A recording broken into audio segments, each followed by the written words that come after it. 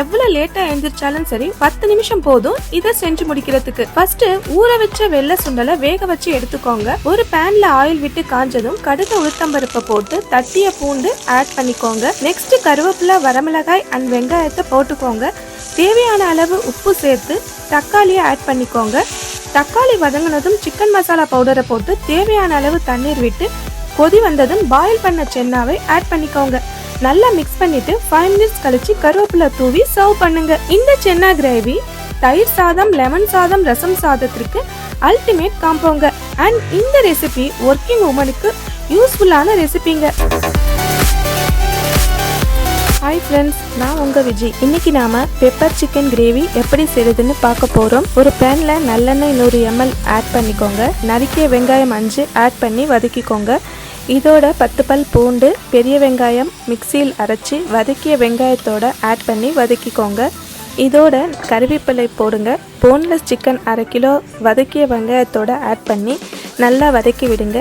Chicken பாதி வெந்ததும் மிளகு 3 spoon, பட்டை 4, கிராம்பு 4 போட்டு பொடி செய்து சிக்கனோட போட்டு நல்லா மிக்ஸ் ஆகிற மாதிரி வதக்கி விடுங்க. இதோட மல்லித்தூள், தேவைக்கேற்ப மிளகாய்த்தூள் போட்டு தேவையான அளவு தண்ணீர் விட்டு எண்ணெய் பிரிஞ்சு வந்ததும் கொத்தமல்லி தூவி சர்வ் பண்ணுங்க.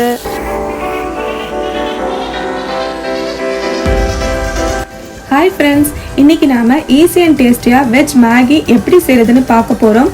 ஒரு பேனில் 2 ஸ்பூன் ஆயில் ஆட் பண்ணிக்கோங்க. ஆயில் சூடானதும் பச்சை மிளகாய், ஒரு சின்ன தக்காளி, ஒரு பெரிய வெங்காயம் ஆட் பண்ணி நல்லா வதக்கிக்கோங்க. கோல்டன் ப்ரௌனிஷ் கலர் வந்ததும் கேரட், கேப்சிகம், ஸ்வீட் கார்ன், அதுக்கப்புறம் பச்சை பட்டாணி ஆட் பண்ணிக்கோங்க. எவ்வளோக்கு எவ்வளோ வெஜிடபிள்ஸ் ஆட் பண்ணிக்கிறோமோ அவ்வளவுக்கு அவ்வளோ ஹெல்த்திங்க. ஒரு ஸ்பூன் சில்லி சாஸ் ஆட் பண்ணிக்கோங்க. தேவையான அளவு தண்ணி சேர்த்துக்கோங்க. இதோட மேகி ஆட் பண்ணிக்கோங்க. மேகி மசாலா ஆட் பண்ணிட்டு பேனை மூடி வச்சிடுங்க.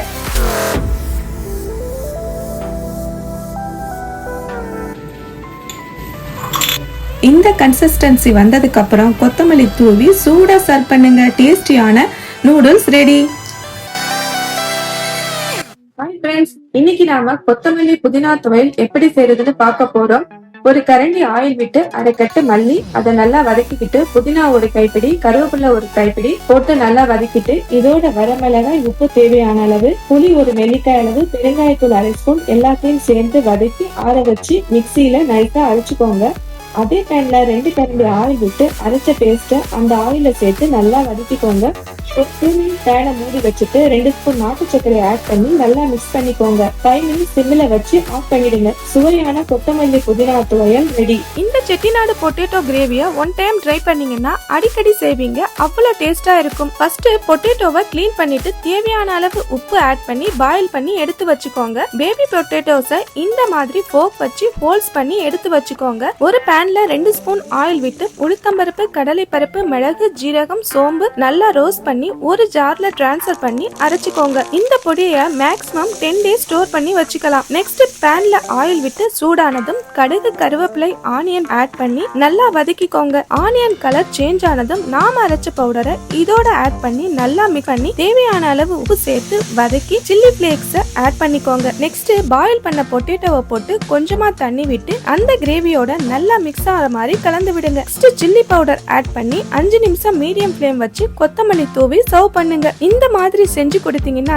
கிட்ஸ் ரொம்பவே விரும்பி சாப்பிடுவாங்க. ஹாய் ஃப்ரெண்ட்ஸ், மீன் குழம்பு ஸ்டைல்ல வாழைக்காய் குழம்பு எப்படி செய்யறதுன்னு வாங்க பார்க்கலாம். ஒரு குக்கர்ல ஆயில் விட்டு கடுகு, வெந்தயம் போட்டு கருவேப்பிலை, வரமிளகாய், சின்ன வெங்காயம் ஆட் பண்ணி நல்லா வதக்கிக்கோங்க. நெக்ஸ்ட் தக்காளி ஆட் பண்ணி தக்காளி வதங்க உப்பு சேர்த்து வதக்கிக்கோங்க. இதோட குழம்பு பொடி சேர்த்து கொஞ்சமா தண்ணி சேர்த்து நல்லா மிக்ஸ் ஆகிற மாதிரி கலந்து விடுங்க. புளிக்கரைசலை ஆட் பண்ணிக்கோங்க. நான் எலுமிச்சை பழ சைஸ் புளி எடுத்திருக்கேங்க. வெந்தய பவுடரை ஆட் பண்ணிட்டு கட் பண்ணி வச்சிருக்க வாழைக்காயை சேர்த்துக்கோங்க.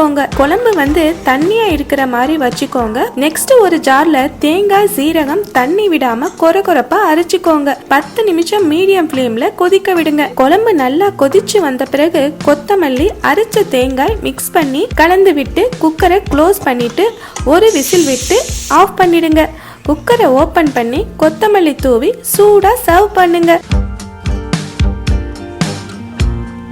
ஹாய் ஃப்ரெண்ட்ஸ், இன்னைக்கு நாம இன்ஸ்டன்ட் மோர் குழம்பு வாழைத்தண்டை வச்சு எப்படி செய்யறதுன்னு பார்க்கலாம். ஒரு ஜார்ல பச்சை மிளகாய், தேங்காய், ஜீரகம், ஊற வச்ச ரைஸ் எல்லாத்தையும் கொரகொரப்பா அரைச்சிட்டு இதோட கடுகு, பூண்டு, கருவேப்பிலையும் போட்டு நைஸா அரைச்சுக்கோங்க. வாழைத்தண்டை வேக வச்சு ஒரு பாத்திரத்துல டிரான்ஸ்ஃபர் பண்ணிக்கோங்க. இதோட நாம அரைச்ச பேஸ்டையும் ஆட் பண்ணிக்கோங்க. நெக்ஸ்ட் தயிர் ஆட் பண்ணி நல்லா மிக்ஸ் பண்ணுங்க. தேவையான உப்பையும் ஆட் பண்ணிக்கோங்க. ஒரு பேன்ல ஆயில் விட்டு கடுகு, உளுத்தம்பருப்பு, கருவேப்பிலை போட்டு 2 வரமிளகாய் போட்டு வதக்கி மோர் குழம்புல ஆட் பண்ணிக்கோங்க. இது ரொம்ப ஈஸி அண்ட் குவிக்கான டிஷ்ஷுங்க.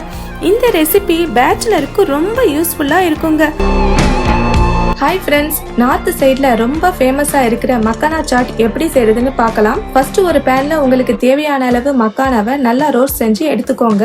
நெக்ஸ்ட் அதே பேன்ல 2 டேபிள் ஸ்பூன் ஆயில் விட்டுட்டு மஞ்சள் தூள், மிளகாய் தூள், கரம் மசாலா, தேவையான அளவு உப்பு போட்டு நல்லா மிக்ஸ் பண்ணிக்கோங்க. நல்லா பேஸ்ட் மாதிரி வந்ததுக்கு அப்புறம் ரோஸ்ட் செய்த மக்கானாவையும் ஆட் பண்ணிக்கோங்க. ஒரு பவுல்ல வெங்காயம், தக்காளி, பச்சை மிளகாய், கொத்தமல்லி ஆட் பண்ணிக்கோங்க. கரம் மசாலா தூள், மிளகாய் தூள், உப்பு சேர்த்து நல்லா மிக்ஸ் பண்ணிக்கோங்க.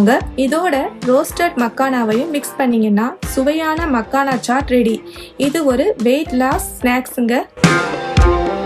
Hi friends, welcome to Viji cooks. நம்ம சேனல்ல நிறைய பேர் ரசம் ரெசிபி கேட்டிருந்தீங்க. இதோ உங்களுக்காக. ஃபர்ஸ்ட் ஒரு எலுமிச்சம்பழம் சைஸ் அளவுக்கு சாதா புளி தண்ணியில ஊற வைங்க. டஸ்ட் இல்லாம புளி தண்ணீரை ஃபில்டர் பண்ணிக்கோங்க. நெக்ஸ்ட் மிளகு, ஜீரகம், வரமிளகாய் இந்த 3ஐயும் கொரகொரப்பா ட்ரையா அரைச்சிக்கோங்க. தோல் உரிக்காத 8 பல் பூண்டையும் போட்டு கொரகொரப்பா அரைச்சிக்கோங்க. இதை ஒரு பாத்திரத்துல டிரான்ஸ்ஃபர் பண்ணிக்கோங்க. இதோட 2 தக்காளியையும் கொரகொரப்பா அரைச்சி சேர்த்துக்கோங்க. தேவைக்கேற்ப தண்ணியை ஆட் பண்ணிக்கோங்க. நெக்ஸ்ட் மஞ்சத்தூள், பெருங்காயத்தூள், உப்பையும் இதோட புளிக்கரசையும் சேர்த்துக்கோங்க. ஒரு பேன்ல ஆயில் விட்டு ஜீரகம், வரமிளகாய் ஆட் பண்ணிக்கிட்டு ரசத்தையும் இதோட சேர்த்துக்கோங்க. கொத்தமல்லி, தட்டிய பூண்டையும் ஆட் பண்ணிக்கோங்க. ரசத்தை கொதிக்க விடக்கூடாதுங்க. கொதி வந்ததும் ஆஃப் பண்ணிடுங்க. ஹாய் ஃப்ரெண்ட்ஸ், இன்னைக்கு நாம கிறிஸ்பியா ஸ்பைசியா கோபி 65 எப்படி செய்யறதுன்னு பார்க்க போறோம். ஃபர்ஸ்ட் காலிஃப்ளவரை ஆஃப் பாயில் பண்ணிக்கலாங்க. நெக்ஸ்ட் பாயில் பண்ண காலிஃப்ளவரை ஒரு பாத்திரத்துல டிரான்ஸ்ஃபர் பண்ணிக்கலாம். நெக்ஸ்ட் சில்லி பவுடர், கார்ன்ஃபிளவர் மாவு, கடலை மாவு, தயிர், சால்ட், லெமன் இதெல்லாம் ஆட் பண்ணி நல்லா மிக்ஸ் பண்ணிக்கலாங்க. இதோட garam masala powder, food கலரையும் add பண்ணிக்கலாம். ஃபுட் கலர் ஆப்ஷனல் தாங்க, நீங்க விருப்பப்பட்டா சேர்த்துக்கலாம். நெக்ஸ்ட் ஒரு பேன்ல ஆயில் விட்டுட்டு ஆயில் சூடானதும் காலிஃப்ளவரை ஒன்னா போடுங்க. மீடியம் ஃப்ளேம்ல வச்சு பபிள்ஸ் அடங்கினதும் பொரிச்சு எடுத்து சூடா சர்வ் பண்ணுங்க. குழந்தைங்க ரொம்பவே விரும்பி சாப்பிடுவாங்க. Bye friends.